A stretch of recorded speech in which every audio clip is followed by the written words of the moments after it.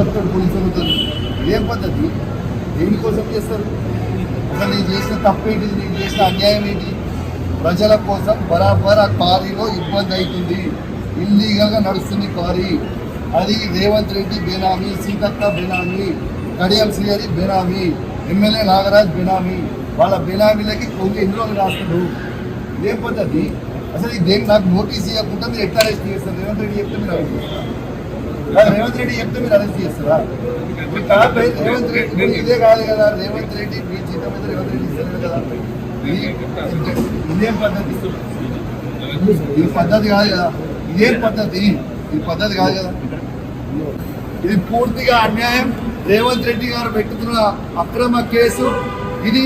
కమలాపూర్ మండలంలో గుండే గ్రామంలో illegal mine నడుస్తూ ఉంది.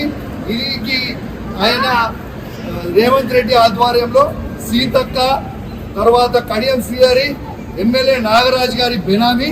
ఖచ్చితంగా నిలదీస్తాం, ఖచ్చితంగా అడుగుతూనే ఉంటాం, ఊరుకునే ప్రసక్తే లేదు. మీరు చేస్తున్న అన్యాయం. ఇల్లీగల్ మైనింగ్ నడుస్తుంది అక్కడ, కేవలం 2.5 ఎకర్స్ మాత్రమే ఉంటే ఇలా ఆడ ఇల్లీగల్ మైనింగ్ 20 ఎకరాలలో చేస్తూ ఉన్నారు. గుండేడ్ గ్రామ ప్రజలందరికీ కూడా చాలా ఇబ్బంది అవుతా ఉంది. గుండేడ్ గ్రామ ప్రజలు మొత్తం కూడా ఇబ్బంది పడుతూ ఉన్నారని చెప్పి కూడా ఈ సందర్భంగా తెలియజేస్తా ఉన్నాను.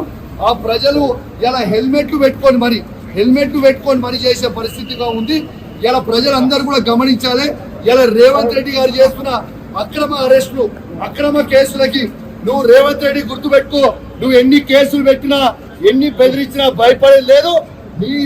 నీ సంగతి తప్పకుండా చెప్తాం, ఖచ్చితంగా ప్రజలలో చెప్తాం, ఖచ్చితంగా చెప్పే ప్రయత్నం చేస్తాం. జై తెలంగాణ, జై కేసీఆర్.